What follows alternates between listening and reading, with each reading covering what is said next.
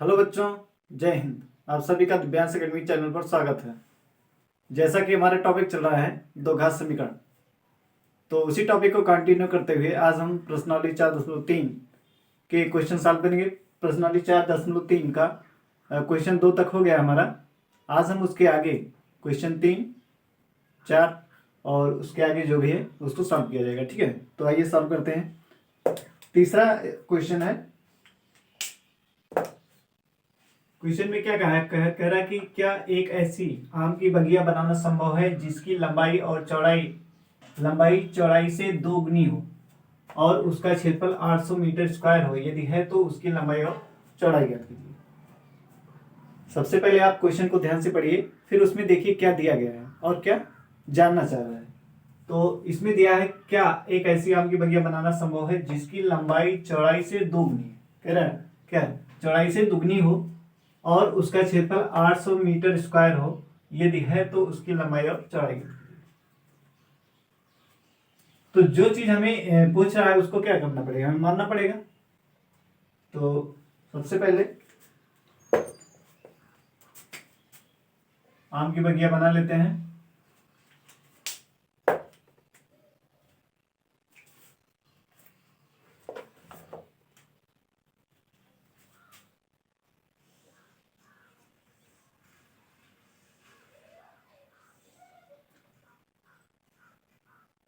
तो कह रहा है कि लंबाई चौड़ाई से दोगुनी है, तो यदि हम चौड़ाई को x मान लें तो लंबाई कितना हो जाएगा? 2x। अगर चौड़ाई को हम क्या x मीटर मानते हैं तो लंबाई कितनी हो जाएगी? 2x। क्या कह रहा है? लंबाई चौड़ाई से दोगुनी है, तो यही यहां पे लिखेंगे या ना। माना आम की बगिया की चौड़ाई x मीटर है तथा आम की बगिया की लंबाई चौड़ाई से क्या है? दुगनी है। तो क्या है? चौड़ाई x है तो लंबाई कितनी हो जाएगी? 2x metre. ये हो गया। अब लिखेंगे क्या दिया है? कह रहा है कि उसका क्षेत्रफल कितना है? 800 मीटर स्क्वायर। तो प्रश्न अनुसार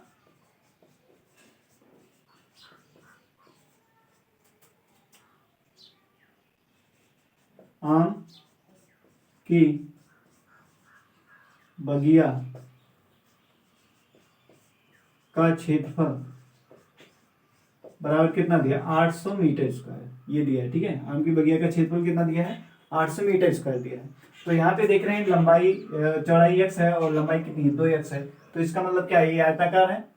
तो आयत का क्षेत्रफल क्या होता है? लंबाई गुणे चौड़ाई। आयत का क्षेत्रफल क्या होता है? क्षेत्रफल बराबर होता है लंबाई गुणे चौड़ाई। तो क्षेत्रफल ये भी क्या है? आम की बगिया का क्षेत्रफल है, तो इसके नीचे हम क्या लिख सकते हैं? लंबाई गुणे चौड़ाई बराबर किसके? 800 मीटर स्क्वायर के। ठीक है, लंबाई कितनी है? x है।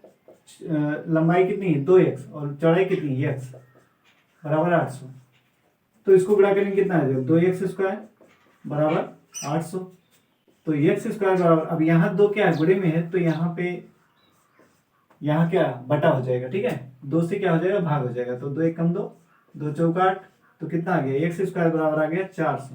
x स्क्वायर बराबर कितना आ गया? 400 आ गया। अब हम क्या करेंगे? दोनों पक्षों का वर्गमूल लेंगे। तो दोनों पक्षों का वर्गमूल लेंगे तो कितना? ये वर्गमूल कितना हो जाएगा? 400 लिख देंगे यहाँ पे। दोनों पक्षों का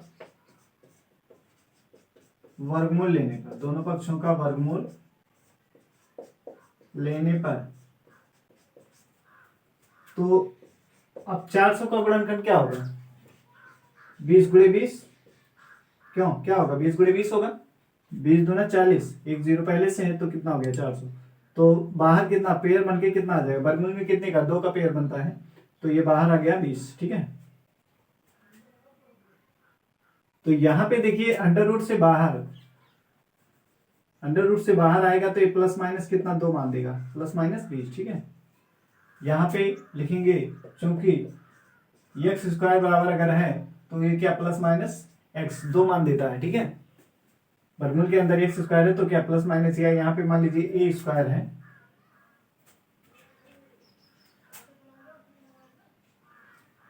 मान लीजिए अगर ए स्क्वायर दिया है तो ये प्लस माइनस क्या ए आएगा, ठीक है। ये तो ऐसे ए भी वर्गमूल से बाहर जब आएगा तो प्लस माइनस 2 मान देता है, ठीक है। अब इसमें से कौन सा लेना है, एक तो एक्स का मान कितना 20 आया और एक एक्स का मान कितना आ रहा है -20, ठीक है। एक प्लस है और एक माइनस है।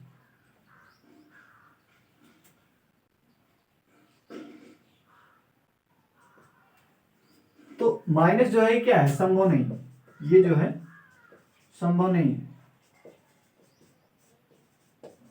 क्यों क्यों नहीं संभव है? क्योंकि लंबाई जो है वो क्या ऋणात्मक नहीं होती, तो इसको नहीं लेंगे। तो हमारा अभीष्ट क्या है, x/20 है। अतः आम की बगिया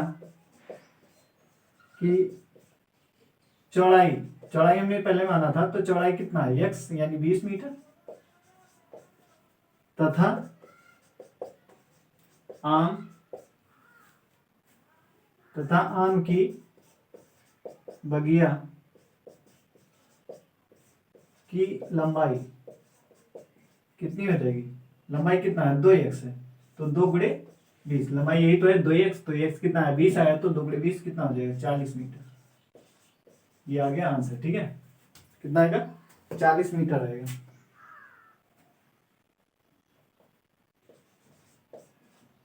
तो यही आ गया आंसर, लंबाई 40 मीटर और चौड़ाई 20 मीटर। आंसर चेक कर लेते हैं।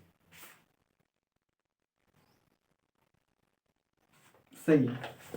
तो आंसर क्या हुआ, क्या कह रहा, क्या ऐसी बगिया बना आम की बगिया बनाना संभव है? हाँ, आंसर में क्या लिखेंगे कि हाँ ऐसी आम की बगिया बनाना संभव है जिसकी लंबाई 40 मीटर है और चौड़ाई कितनी है 20 मीटर, ऐसा लिख सकते हैं।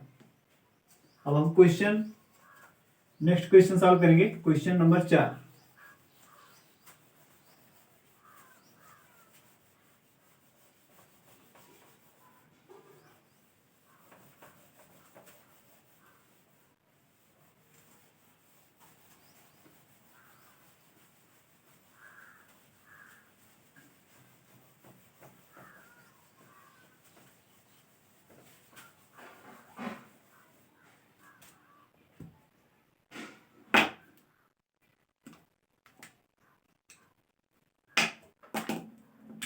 अगला क्वेश्चन है क्वेश्चन नंबर 4। क्या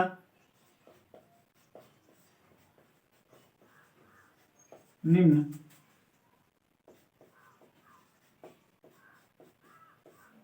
स्थिति संभव है?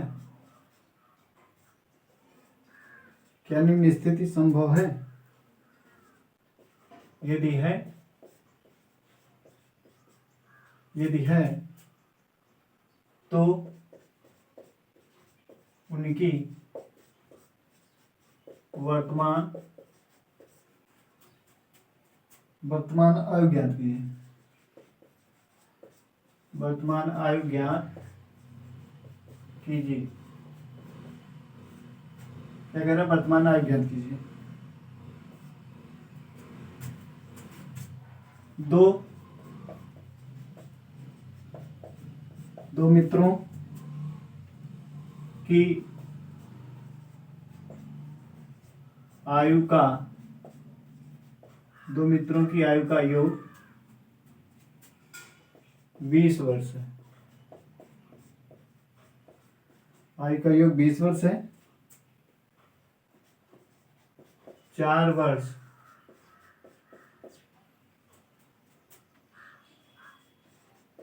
वर्ष पूर्व उनकी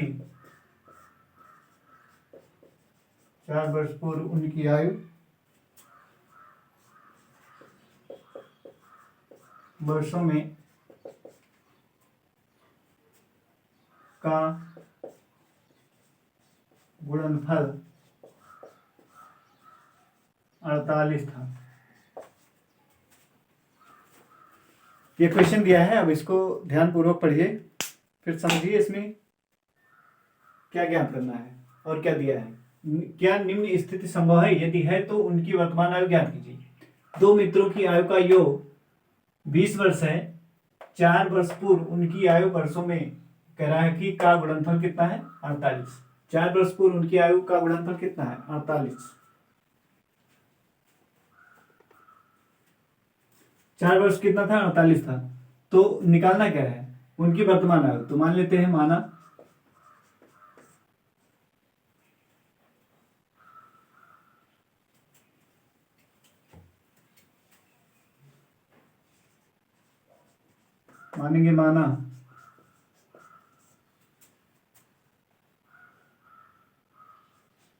पहले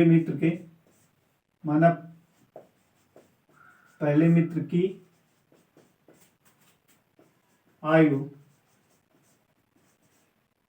x वर्ष है। आयु कितनी है ये x वर्ष। तो दोनों की आयु का योग कितना है 20 है। तो दूसरे मित्र की आयु कितना हो जाएगा, तथा दूसरे मित्र की आयु की वर्तमान आयु, ऐसा लिख लीजिए की वर्तमान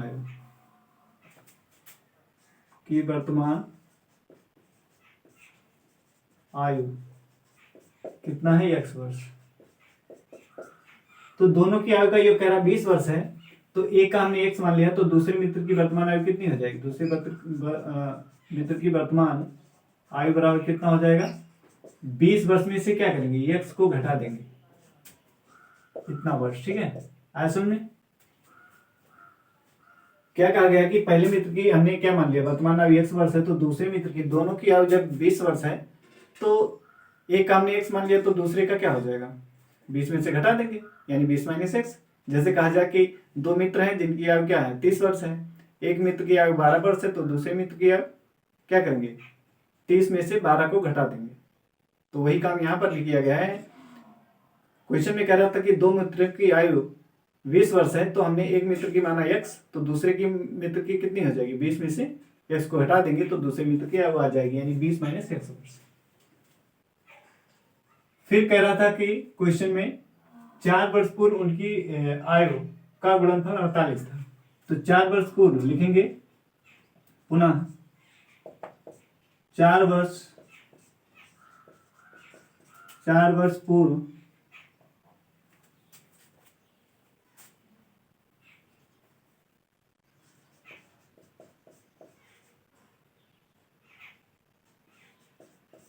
पूर्व पहले मित्र की आयु कितनी हो जाएगी। वर्तमान में x है, 4 वर्ष पहले कर रहा है। जैसे कहा जाए कि आपकी वर्तमान आयु इस समय मान लीजिए 16 वर्ष है, तो 4 वर्ष पूर्व कितनी थी। तो क्या करेंगे 16 में से 4 क्या करेंगे घटा देंगे। पूर्व की पूछ रहा है ना, 4 वर्ष पूर्व क्या थी, तो 16 में से 4 घटा देंगे तो कितना आ जाएगा 12। तो ऐसे यहाँ पर वर्तमान है x, वर्तमान में कितना x वर्ष है, तो 4 वर्ष पूर्व कह रहा है तो क्या करेंगे x वर्ष में से घटा देंगे -4, ये हो जाएगा 4 वर्ष पूर्व। ठीक है, फिर तथा 4 वर्ष पूर्व दूसरे मित्र की आयु कितनी हो जाएगी।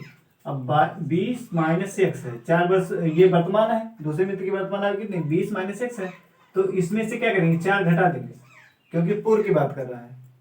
ये वर्तमान है, पूर्व में क्या है -4 कर देंगे तो कितना हो जाएगा 20 में से 4 घटेगा तो 16 आएगा और माइनस x इतना वर्ष आ जाएगा। ठीक है, अब प्रश्नानुसार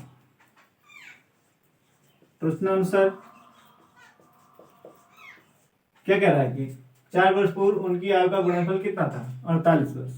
तो 4 वर्ष पूर्व हमने वो आयु निकाल लिया है, तो इनका गुणनफल कितना 48 लिख देंगे।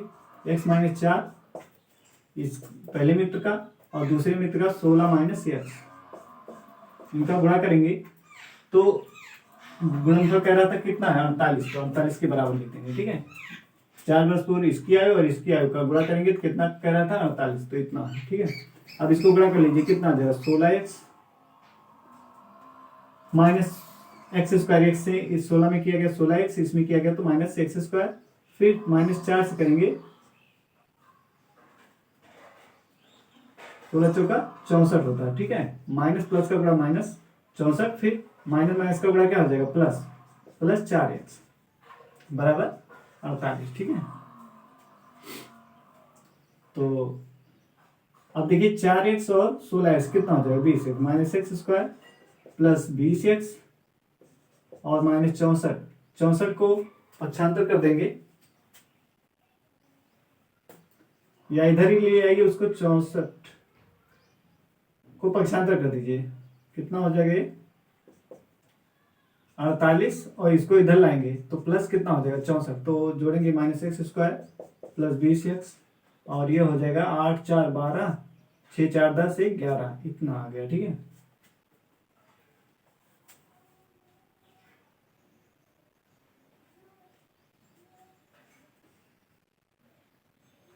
आप क्या करेंगे, दो घात समीकरण बनाना है तो क्या करिए, माइनस चिन्ह या तो बाहर कर लीजिए या सबको क्या करिए इधर पक्षांतर कर दीजिए, सबको इधर लाएंगे तो क्या हो जाएगा, ये माइनस है तो प्लस हो जाएगा, और ये प्लस से इधर जाएगा तो क्या माइनस हो जाएगा, और इधर प्लस में 112 लिखा है और इधर कुछ नहीं बचा, इस तरफ कुछ नहीं बचा है तो क्या लिख सकते हैं, 0 लिख सकते हैं, ठीक है। तो ये हो गया, दो घात समीकरण बन गया। अब इसको समीकरण 1 लेते हैं, ठीक है। फिर लिखेंगे ax square plus b x plus c बराबर 0, ये समीकरण नंबर 2 हो गया। समीकरण 1 दोनों की क्या करेंगे, तुलना कर देंगे, तुलना करने पर तुलना करेंगे तो a का मान कितना आएगा, एक्स स्क्वायर का गुणांक कितना है, एक a है, यहाँ पे कितना 1 है, यहाँ जब कुछ नहीं तो इसका मतलब क्या 1 है, और b का गुणांक x का गुणांक यहाँ b है, यहाँ x का गुणांक कितना -20, और c अचर पद c है, यहाँ पे अचर पद कितना है 112। तो अब हम देखेंगे कि इसके ये स्थिति संभव है कि नहीं। क्वेश्चन में क्या कह रहा है, क्या निम्न स्थिति संभव है, तो निम्न स्थिति संभव को चेक करने के लिए हमें क्या करना पड़ेगा, विविक्त कर निकालना पड़ेगा। क्या निकालना पड़ेगा, विविक्त कर। तो लिखेंगे इसलिए विविक्त कर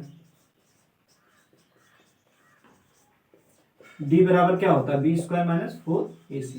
तो यहाँ रखेंगे माइनस 20 का स्क्वायर, b का मान कितना -20 है, 4 गुणे a कितना 1, और c का मान कितना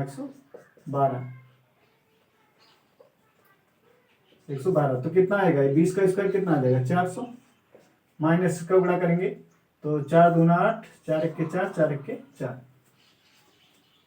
4 से हमने गुणा किया, 4 दूना 8, फिर 4 1 के 4, 4 1 के 4, तो कितना आ गया -448 आ गया, कितना आ गया -448। तो ये जो है -448 में से 400 प्लस निकल जाएगा तो कितना हो गया, ये माइनस वाला क्या है, ये अंक वाला अधिक है तो प्लस वाला इसमें से जाएगा, तो जो बचेगा उसमें क्या लगाएंगे, ऋणात्मक चिन्ह लगाएंगे, क्योंकि ये ऋणात्मक वाला अंक हमारा क्या है अधिक है, तो ऋणात्मक चिन्ह यहाँ पे लगेगा, ठीक है। तो -48 ये क्या है, लेस देन 0 है, क्या है लेस देन 0। तो हमने क्या बताया था आपको, 3 स्थिति हमने बताया था। पहला स्थिति हमने बताया था यदि पहले स्थिति में बताया था यदि B square minus 4ac greater than 0 तो मूल क्या होंगे, मूल वास्तविक और भिन्न होगा, मूल वास्तविक और क्या होगा, भिन्न होगा। अगर दूसरा हमने बताया था यदि B square minus 4ac equal to 0 तो मूल वास्तविक और समान, ये दूसरी स्थिति हमने बताया था। तीसरी स्थिति हमने क्या बताया था, B square minus 4ac less than 0, यानी लेस देन 0 का मतलब क्या, ऋणात्मक मान, ठीक है। तो कोई वास्तविक मूल नहीं हो, तो कोई वास्तविक मूल नहीं होता, ठीक है। ये तो 3 स्थिति, अब इसमें से कौन सी आ गई, ये लेस देन 0 आ गया, यानी ये ऋणात्मक आ गया ना, मान क्या आ गया, ऋणात्मक आ गया, तो ये तीसरी स्थिति। तो लिखेंगे यहां पे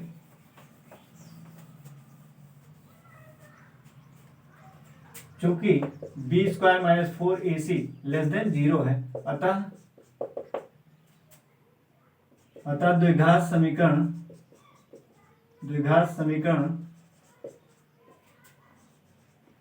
का कोई मूल नहीं, अतः निम्न स्थिति, अतः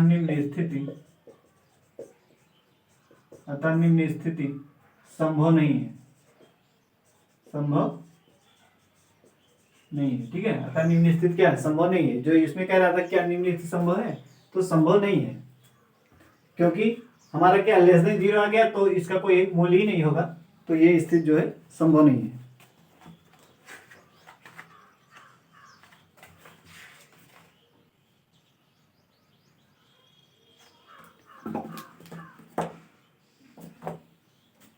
अब क्वेश्चन नंबर 5, ये क्वेश्चन और है, उसको भी सॉल्व कर लेते हैं। क्वेश्चन नंबर 5,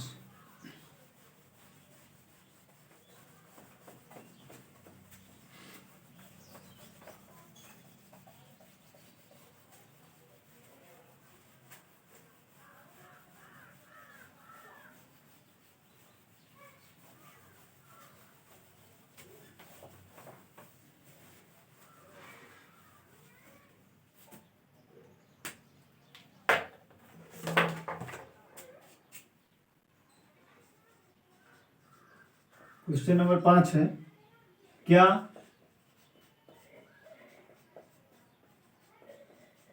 परिमाप 80 मीटर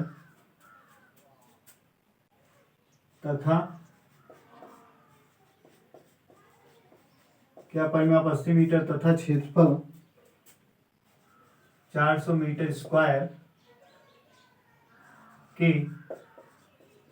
एक पार्क को बनाना संभव है। यदि है तो उसकी लंबाई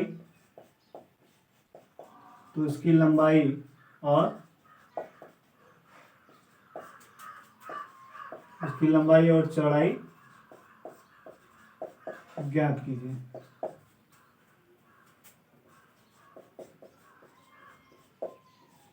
ये क्वेश्चन दिया गया, ठीक है। तो देखिए क्या कह रहा है, कि क्या परिमाप 80 मीटर तथा क्षेत्रफल 400 मीटर स्क्वायर के एक पार्क को बनाना संभव है। यदि है तो उसकी लंबाई और चौड़ाई ज्ञात कीजिए।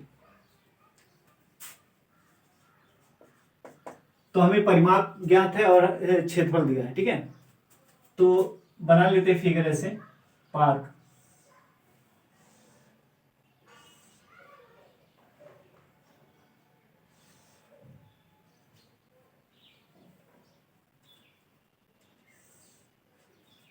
पार्क हमने बना लिया। अब इसमें लंबाई चौड़ाई हमें फिक्स नहीं दिया है, लंबाई x ले लेते हैं और चौड़ाई y, इसको मान लेते हैं x मीटर और ये y मीटर, ठीक है। तो लिखेंगे, माना पार्क की लंबाई बराबर x मीटर तथा पार्क की चौड़ाई बराबर y मीटर, ठीक है। x y हमने इसको मान लिया, जो ज्ञात करना था हमने उसको मान लिया। अब जैसे प्रश्न में दिया गया है उस तरीके से हम इसको लिखेंगे।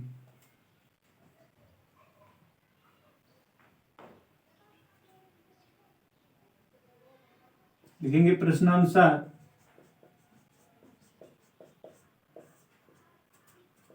पार्क का परिमाप कितना दिया है, 80 मीटर। कितना दिया है, 80 मीटर। तो आयताकार पार्क का परिमाप होता क्या, परिमाप क्या होता है, 2 गुणे लंबाई धन चौड़ाई। परिमाप क्या होता है, परिमाप होता है परिमाप बराबर 2 गुणे लंबाई धन चौड़ाई। तो परिमाप दिया 80 मीटर, तो हम यहाँ पे क्या लिखेंगे, 2 लंबाई धन चौड़ाई बराबर किसके, 80 मीटर के। तो 2 लंबाई कितना है, लंबाई है x प्लस वाई बराबर कितना, 80 के, ठीक है। तो यहां से आ जाएगा हमारा, अब ये 2 बटे में चला जाएगा, x प्लस वाई बराबर क्या हो जाएगा, 80 बटे 2। तो आएगा 2 एकम 2, तो x प्लस वाई बराबर कितना आ गया, 40। ये आ गया नंबर 1, ठीक है। तथा पार्क का क्षेत्रफल क्षेत्रफल कितना दिया है? 400 मीटर, 400 मीटर स्क्वायर। कितना दिया है? 400 मीटर स्क्वायर। ठीक है, तो क्षेत्रफल आयत का क्षेत्रफल कितना होता है? क्षेत्रफल बराबर होता है लंबाई गुणे चौड़ाई। तो यहां पे क्या लिखेंगे? लंबाई गुणे चौड़ाई बराबर 400 के। तो लंबाई कितना है? x है, गुणे y बराबर किसके? 400। तो एक्स वाई बराबर कितना आ जाएगा? 400। एक्स वाई बराबर कितना आ गया? 400 आ गया। ठीक है, अब क्या करेंगे? समीकरण 1 से इस समीकरण 2, ये क्या हो गया? समीकरण 2 हो गया। यहां से समीकरण 1 से क्या करिए? चाहे हमने आपसे बताया था कि रैखिक समीकरण हल करना, जब दो चर में रैखिक समीकरण होता है तो उसको क्या करते हैं? एक चर में उसको हम प्रतिस्थापित कर लेते हैं। एक चर में हम क्या मान ज्ञात कर लेते हैं? किसी एक चर में, चाहे x में y में चाहे x का मान ज्ञात कीजिए या चर x में y का मान ज्ञात कीजिए। तो लिखेंगे यहां समीकरण 1 से, तो क्या हो जाएगा? इसको पक्षांतर कर देंगे, y बराबर आ जाएगा 40 माइनस x। ठीक है, अब इस मान को क्या करेंगे? समीकरण 2 में रख देंगे। तो लिखेंगे समीकरण 2 में y का मान, प्रतिस्थापन विधि पढ़े थे आप, प्रतिस्थापित कर देंगे इसमें। ठीक है, y का मान रखने पर प्रतिस्थापित कर दीजिए इसमें। तो x y के स्थान पे क्या लिखेंगे? 400 माइनस एक्स बराबर, और किसके? 400 के। ठीक है, ये है समीकरण 2 में हमने इसको रख दिया। तो अंदर गुणा करेंगे, कितना आ जाएगा? 400x माइनस एक्स स्क्वायर बराबर 400। अब सबको पक्षांतर कर दीजिए उधर, तो इसको पक्षांतर करेंगे, कितना हो जाएगा? उधर जाएगा plus x square plus minus 400x।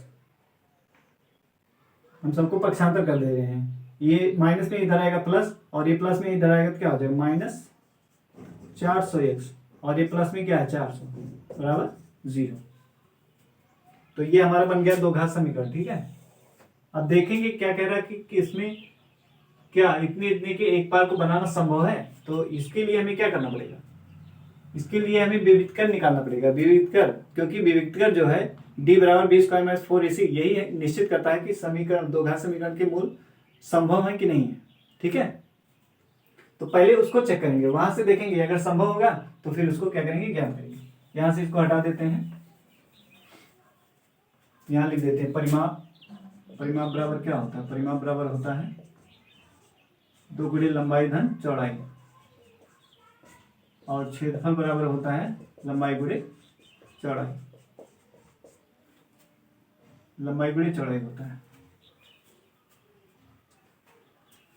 तो अब यहां से इसलिए पहले तो समीकरण क्या करेंगे? तुलना करेंगे। इसको समीकरण 1 मान लेते हैं, ये क्या हो गया? समीकरण 1 हो गया। ठीक है, अब दूसरा समीकरण यही लिख लेंगे, ax square plus bx plus c बराबर 0। नंबर 2, समीकरण नंबर 2 हो गया।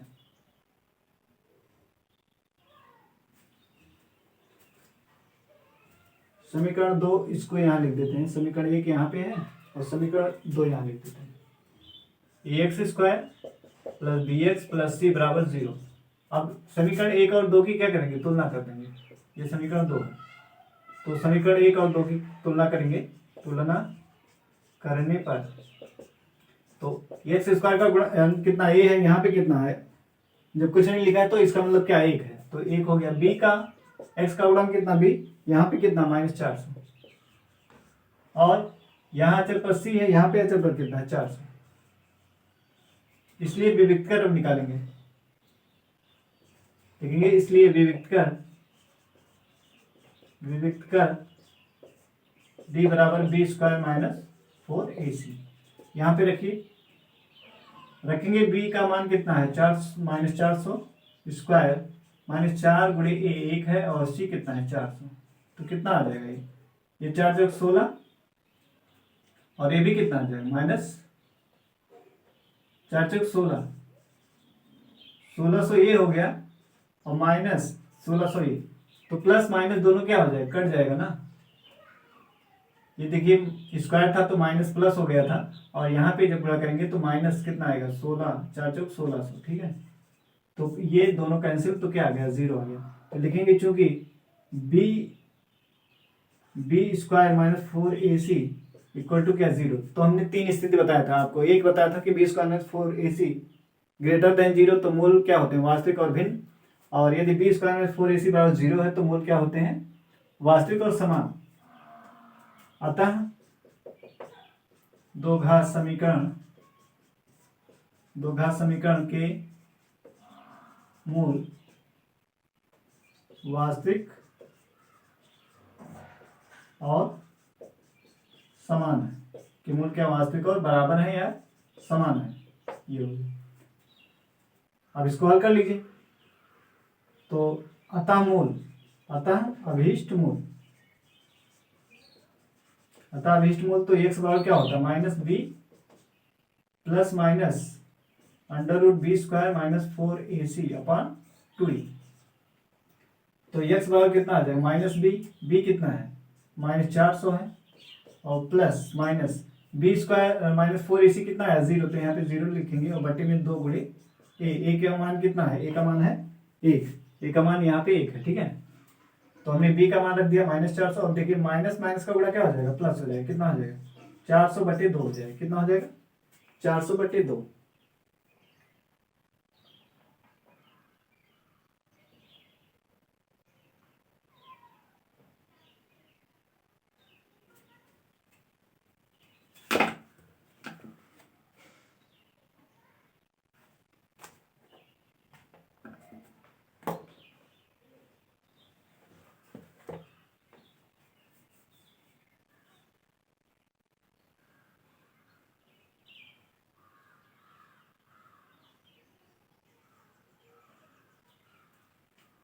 एक गलती हो रही है यहाँ पे, ध्यान दीजिए। ये एक्स प्लस वाई बराबर कितना था, 40 था ना, एक्स प्लस वाई बराबर 40। लेकिन हमने क्या लिख लिया, यहाँ पे हमने मान रखा वाई का और ये 4। तो ये 40 माइनस एक्स, वाई बराबर क्या आया था, 40 माइनस एक्स, हमने क्या 400 लिख लिया, ये गलत हो गया, ठीक है। इसको सही करेंगे तो गुणा करेंगे, कितना आएगा, ये आ गया 40x, और यहाँ पर भी कितना आएगा, माइनस 40x आएगा, ठीक है। तो ये बन गया, और तुलना करेंगे तो ये कितना, माइनस 40 आएगा, कितना आएगा, माइनस 40, ठीक है। और यहाँ जब इसको सॉल्व करेंगे, ये माइनस 40 का स्क्वायर है, माइनस 40 का स्क्वायर कितना, 1600 होता है, 4 चौक 16, ठीक है। ये गलती हो रही थी, इसको सुधार करेंगे। देखिए ये हो गया तो कैंसिल हो गया। फिर अब यहाँ पे बी का मान जब रखेंगे, कितना रखेंगे, 40। तो ये कितना आ जाएगा, 40 आ जाएगा, ठीक है। और 2 से 2 एकम 2, 2 दूना 4, तो कितना, एक्स का मान कितना आ गया, 20। एक्स का मान कितना आ गया, 20 आ गया। अतः हमें आंसर क्या मिल गया, एक्स का मान कितना आ गया, 20 आ गया। अतः पार्क की लंबाई,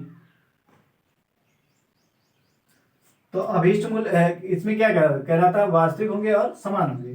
तो एक्स के कितने मान दो होंगे, ठीक है। अतः अभीष्ट मूल्य क्या मिलेगा, हमें मिलेगा अभीष्ट मूल्य, अतः अभीष्ट मूल्य एक्स बराबर 20 और 20, दो मूल, क्योंकि मूल कह रहा था समान होंगे, ठीक है। तो एक्स और वाई हमारा क्या हो जाएगा, बराबर हो जाएगा, एक्स वाई क्या हो जाएगा, बराबर हो जाएगा। तो लिख देंगे आता पार्क की लंबाई 20 मीटर तथा